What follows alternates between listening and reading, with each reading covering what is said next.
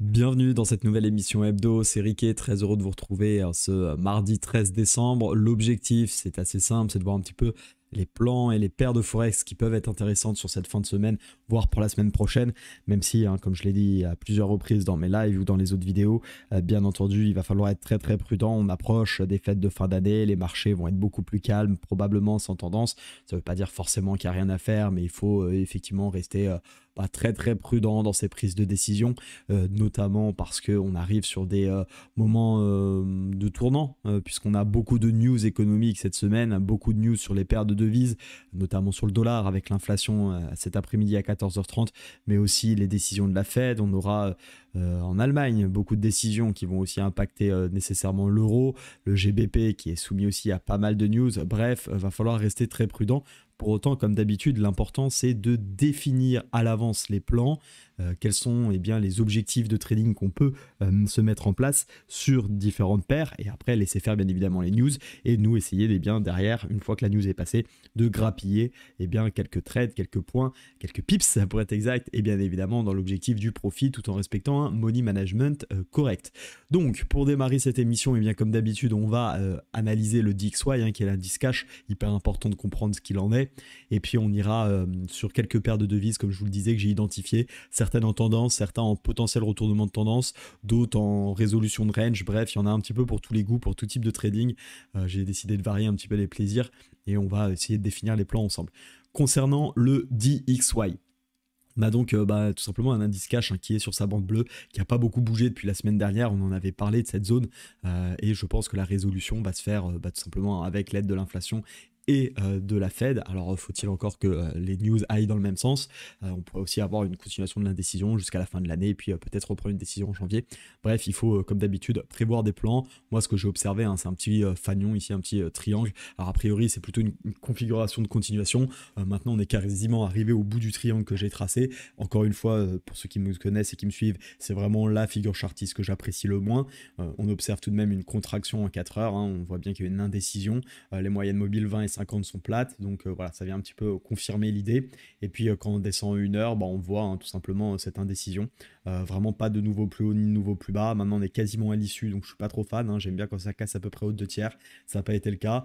Je préfère également le support oblique, d'accord, à la résistance, parce que celle-ci elle a 2 vrais points de contact. Bon, on peut considérer le troisième actuellement, mais je suis moins fan. Alors que celle-ci, on voit qu'il y a 1, 2, 3, 4 points de contact. Donc c'est plutôt le support qui me plaît. Et effectivement, j'aimerais bien voir quand même le... Enfin, j'aimerais.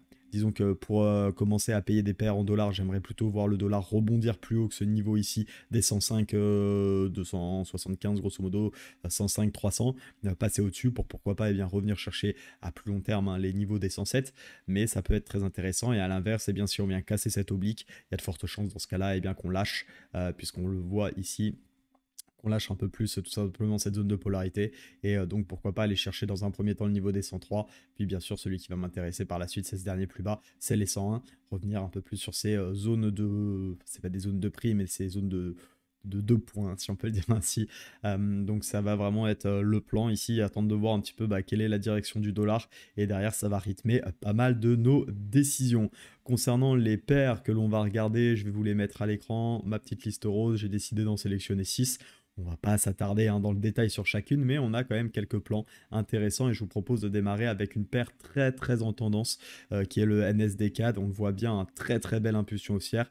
Bien évidemment, la semaine passée, ça remonte à il y a quelques temps, même, oui, c'était il y a déjà 2 semaines, j'avais pris une position tout simplement sur en 1 heure, je l'ai prise, hop. Vous voyez, on était donc en grosse tendance, j'ai vu une phase de latéralisation, j'ai attendu qu'on casse par le haut, on a cassé, j'ai attendu le repli, j'ai payé, j'avais mis un ordre limite pile poil, stop sous tout simplement bien, le dernier plus bas, et on a été chercher des niveaux intéressants. Ce niveau rouge, c'était tout simplement, si je ne dis pas de bêtises, voilà, toute cette petite zone ici que j'avais identifiée, je crois qu'elle est un peu plus visible en 4 heures, et puis tout simplement ça me plaisait bien, c'était pas très loin de l'oblique aussi, j'ai laissé faire, et on a encaissé un joli ratio de 2,46. Maintenant un petit peu pareil sur le NSD4, je vais continuer à chercher des achats. On a une zone ici qu'on voit qui peut faire résistance à ce niveau-là. C'est toute cette zone à peu près. Alors c'est très large, bien évidemment, mais voilà, je suis pas sûr de payer tout de suite. Une nouvelle fois comment vous dire, le NSD4, je vais peut-être attendre un repli, pourquoi pas justement auprès de la zone rouge, pour pouvoir repayer et aller rechercher ce scénario. Je pense que c'est quelque chose de plutôt très intéressant à faire. Laisser un peu respirer le cours, on voit qu'il y a vraiment une très très belle accélération du NSD, hein. C'est assez impressionnant quand même. Il y a eu une reprise haussière de voilà, en 60 jours, donc en 2 mois, de 14%. Donc ça fait quand même un sacré rebond par rapport au dollar canadien. Donc on va rester vigilant, mais pourquoi pas penser en tout cas à avoir cet actif en trading de tendance. Là, on a un autre actif que j'aime beaucoup, c'est enfin, le paire de Forex, pardon, plus exactement, c'est le CAD-JPY. Pourquoi? Parce qu'on voit tout simplement plutôt une belle baisse, malgré une tendance très long terme qui est assez haussière. D'accord, on voit bien que ça a bien tenu. Là, on a une accélération à la baisse, hein, une grosse correction finalement, et bien tout simplement du dollar canadien, un petit peu suivi finalement avec le dollar américain.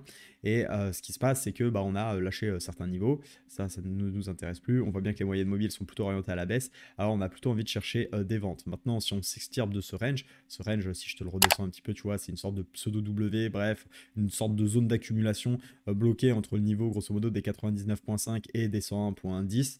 Et bien pourquoi pas quand même chercher quelques achats. Alors bien évidemment, on sera très très prudent puisqu'on n'est pas du tout dans une tendance haussière. Donc on va aller chercher des objectifs relativement courts, hein. On va faire étape par étape. On va pas non plus aller rechercher les derniers plus hauts ici, hein. Bien évidemment, c'est pas l'objectif, parce que je te rappelle que je fais plutôt de l'intraday sur le forex. Ça m'arrive de faire des positions de swing, mais plutôt de l'intraday quand même. Donc on va y aller au mollo. C'est plutôt du contre-tendance. À l'inverse, si on vient encore échouer sur ce niveau-là, et bien pourquoi pas attendre une cassure cette fois-ci. Tu vois, j'ai déjà mis une alerte sous les 99 500 pour continuer la baisse et aller chercher cette fois-ci, pourquoi pas, les 0,618 de toute la hausse que j'avais tracée, ou déjà dans un premier objectif, les derniers plus bas ici qui traînent sur les 98. Ensuite, on va aller voir le GBP qui est une paire.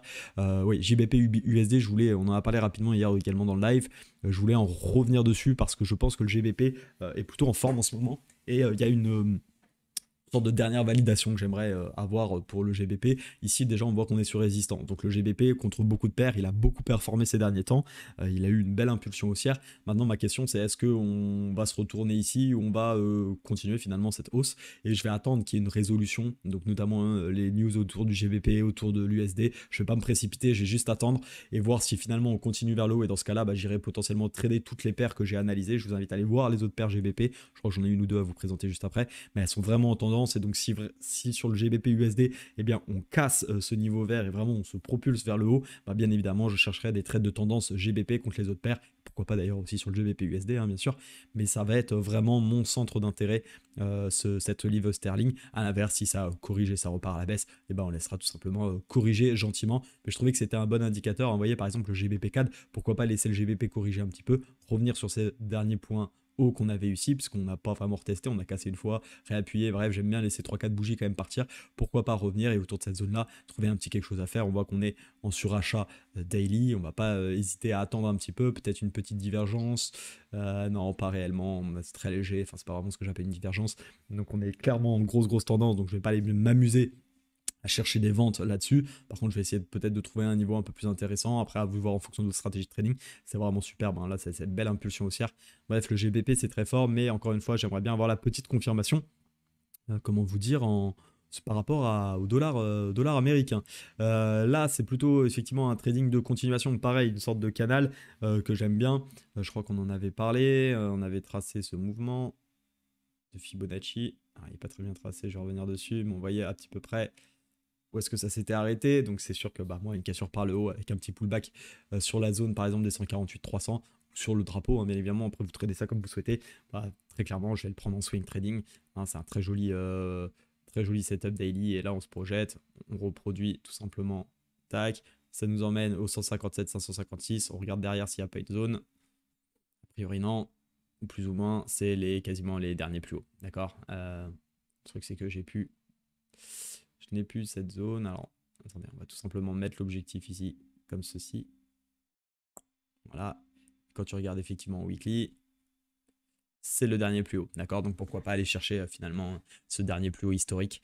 Ça me paraît être un plan tout à fait cohérent. Et je pense que si on casse, on va avoir l'envie d'aller jusqu'en haut. Donc juste attendre bien la confirmation et ça nous donne un très très joli signal. Et enfin, pour terminer, l'USD CHF qui me plaisait pas mal, hein. On était sur une belle tendance haussière. Rapidement en daily, parce qu'on ne le voit pas bien, voilà, on était dans un range et finalement on est en train de casser ce range. Alors bien évidemment, je ne vais pas me précipiter à la vente, on peut très bien être sur une fausse cassure sur ce niveau. On va patienter gentiment, on ne va pas se précipiter encore une fois.